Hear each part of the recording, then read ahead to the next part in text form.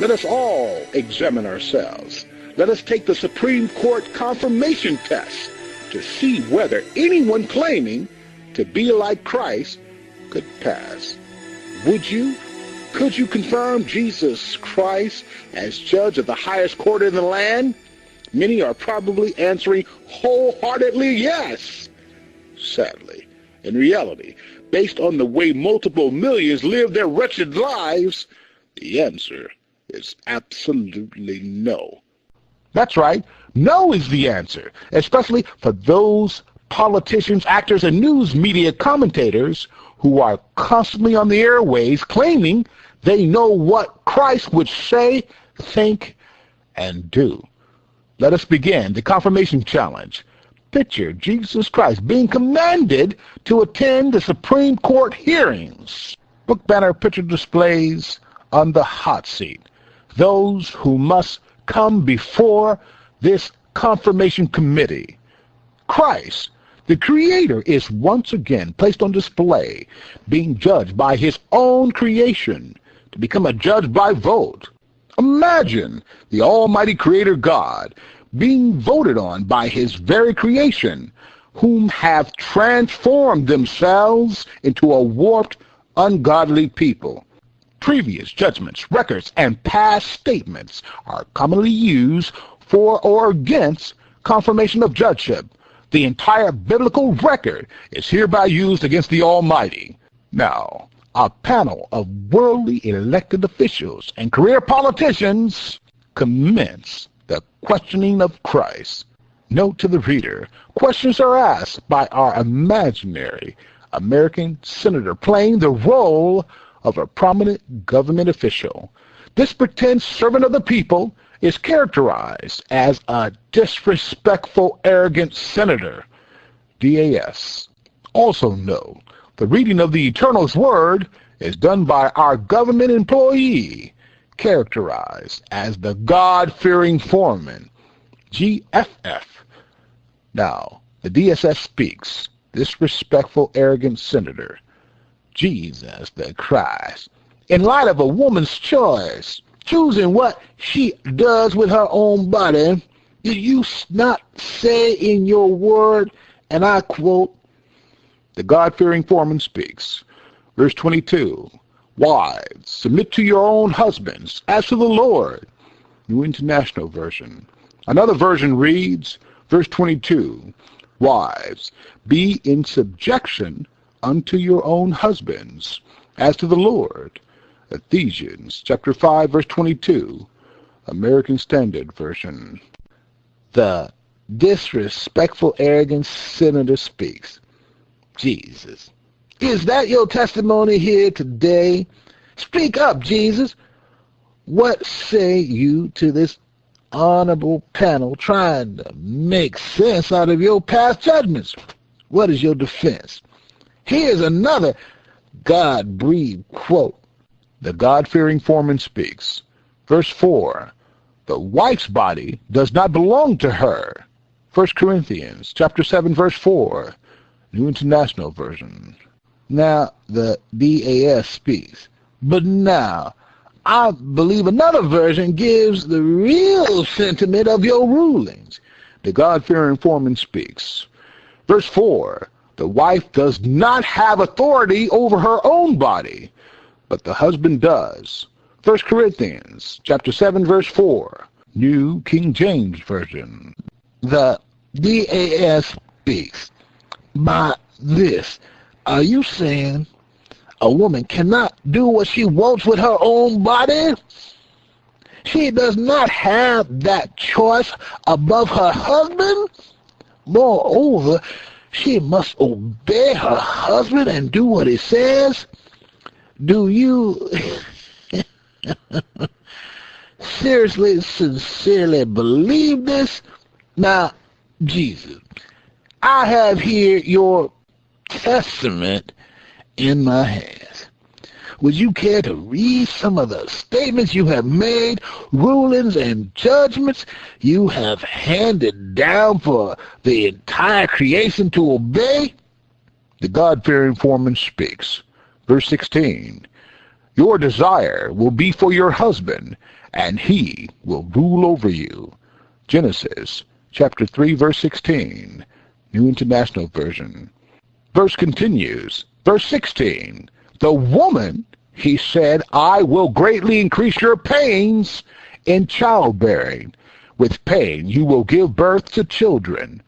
Genesis chapter 3, verse 16, New International Version. The disrespectful, arrogant senator speaks. I simply cannot believe my eyes and ears. You are the creator of all mankind. Your creation gets a little out of hand. They don't eat the right fruit from the right tree as you told them to do. They break some of your precious commandments, and your judgment is paying for woman and childbearing. Do you continue to stand by these past judgments you have handed down within your holy word? The GFF speaks. Verse 6, for I am the Lord, I do not change. Malachi chapter 3, verse 6, New King James Version. The DAS speaks. What kind of compassion is that to have for your creation? Speaking in regard to having and exercising compassion, enormous immigration issues are an pressing problem for the United States today. Many immigrants, which some callous people call illegal aliens, have come across our borders and are now residing in our country by the millions. Are they, in your opinion, just poor immigrants looking for a better life, or would you characterize them as criminals? Since they are already here, should they not be given the same rights as those immigrants who enter our country by legal means? Before you answer, I'd like to read a direct quote from you, a bodacious blanket statement you made. The God-fearing foreman speaks. Verse 1, I tell you the truth, the man who does not enter by the sheep pen by the gate, but climbs in by some other way, is a thief and a robber. John chapter 10, verse 1, New International Version. The DAS speaks. Are you indeed still claiming this judgment as your testimony here today? Jesus, here you are plainly saying that these people who do not enter into our country by legal means are criminals, outright thieves and robbers. Many of these poor immigrants cannot find jobs in their own homeland. Yet when they arrive in this country, we feed them, we clothe them. When they get sick, we give them free health care. When they have children by the millions, we provide prenatal care for the mothers. If they go to school, we teach them. If they don't want to learn the language, we spend millions in taxpayers' money to provide bilingual teachers for them. And here you say, and I quote from your scriptures, the God-fearing foreman speaks. Verse 10, if a man will not work, he will not eat. Thessalonians chapter 3, verse 10, New International Version. The DAS speaks. Now, Jesus, where is the compassion in that statement? This is a literal rule you have handed down to your own disciples, students of yours whom you taught and commanded to continue to teach even within your own church. To those followers of yours, you say, the GFF speaks. Verse 14, if anyone does not obey our instructions in this letter, take special note of him. Do not associate with him, in order that he may feel ashamed. 2 Thessalonians chapter 3, verse 14, New International Version. The disrespectful, arrogant senator speaks. I, myself, am ashamed for having to read such a thing. Jesus, there are so many reports that are against you, and your confirmation to judgeship to this highest court in the land, it is simply unbelievable. There are disturbing and very alarming reports that you personally are a homophobe. Say it's not so. You're indifferent about people choosing whom they want to be with, having their own choice about whom they want to love, and even whom they want to marry. Past statements you have made are a shocking indictment against you. Have you not said, the God-fearing foreman speaks. Verse 26, because of this, God gave them over to shameful lust. Even their women exchanged natural relations for unnatural ones. Verse 27, in the same way, the men also abandoned natural relations with women and were inflamed with lust for one another. Men committed indecent acts with other men and received them themselves the due penalty for their perversion. Romans chapter 1, verse 26 to 27, New International Version. The DAS speaks. What? Their perversion?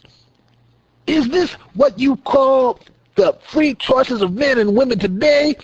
You call them unnatural relationships? You call them indecent acts?